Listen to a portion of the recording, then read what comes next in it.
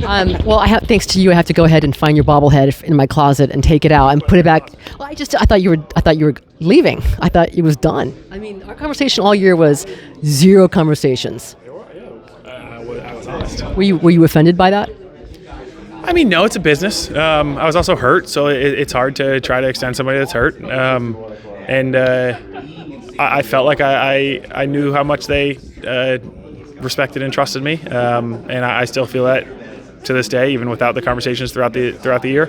But yeah, could not be more excited when I got that phone call from AJ. Any teammates? I know you got the text from the guys after putting pressure on you, but I mean, any of your team hear from the guys during the process?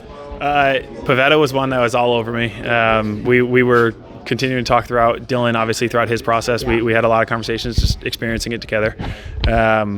Joe texted me immediately after. Darvish texted me immediately after. So I guess Darvish was actually in one of the meetings with my agent and Preller.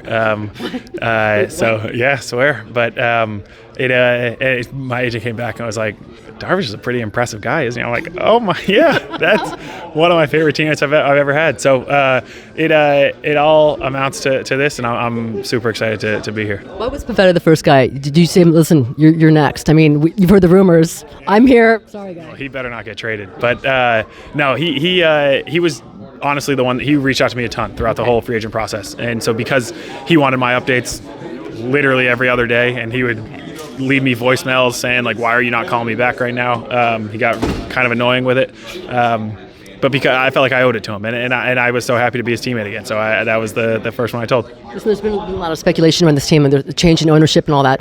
Did you have that conversation with Preller as to what the plan is for this team going forward? Absolutely. I had it with him and Ruben, because I wanted to see, obviously, as if you're AJ, you got a lot of things to figure out, but I also don't know how much you can actually tell me. And then when I talk to Ruben, he just reassures me in terms of Preller's a madman when it comes to GMs, and he's going to make sure that a winning roster is put out there. And I have a ton of faith in him and the roster that's going to be by my side, because I told him that was my main pillar, was I need to be on a winning team for the duration of this contract, and I know that he can provide that. Two more things. I'm sorry.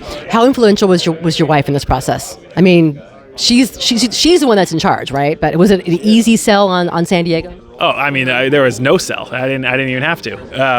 It's funny because every time my agent called me, he answered the phone, "Hey, Schmike," because that's Sheila and Mike combined, knowing that Sheila wanted to be part of every conversation.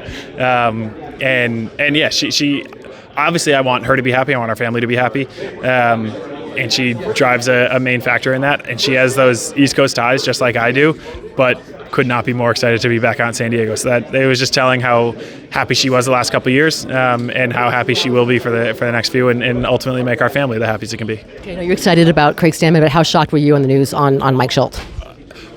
I mean, on both sides, I was shocked. I didn't even know Stammen was in the running to be a manager. But yeah, Schulte and we obviously had a great relationship. Padres will definitely miss him. I know he already took a job with the Orioles. He's going to make that a winning organization over there. And then, yeah, Stammen, I heard the final three, and Stammen was not in the final three. And then all of a sudden comes out of nowhere. I had a conversation with Joe Musgrove saying that Stammen's in the running. I was like, how are you? What inside information do you have? Because, like, I haven't heard. Musgrove told you that? Musgrove and I were talking about it, just like seeing what the state of the managerial position is going to be. And he said he heard something about Stammen. And I was like, there's no way. Like, you're just. And then when it gets announced, I'm starting to see it, and I'm realizing that Stammen's a great fit. He's from within the organization. He's played with a lot of these guys. You know him. He's got a great personality. He's easygoing, but he's also tough enough to have these hard conversations. I think he'll be an incredible manager. I'm so sorry. Have you gotten a new bed yet? I'm so sorry. Have you gotten a new bed yet? Oh my goodness. What? No comment. That was rude. That was rude. Bed sponsorship? No, it wasn't the bed. That was what I originally thought was the issue, but it had some weird, crazy nerve thing. But yeah, I don't think you sleep on a bed wrong and are out for 3 months. So yeah, I had some weird stuff happening, but fortunately I'm fully over it, and I could not thank the athletic training staff enough to help me with it. I still have a question from Jeff. I'm sorry.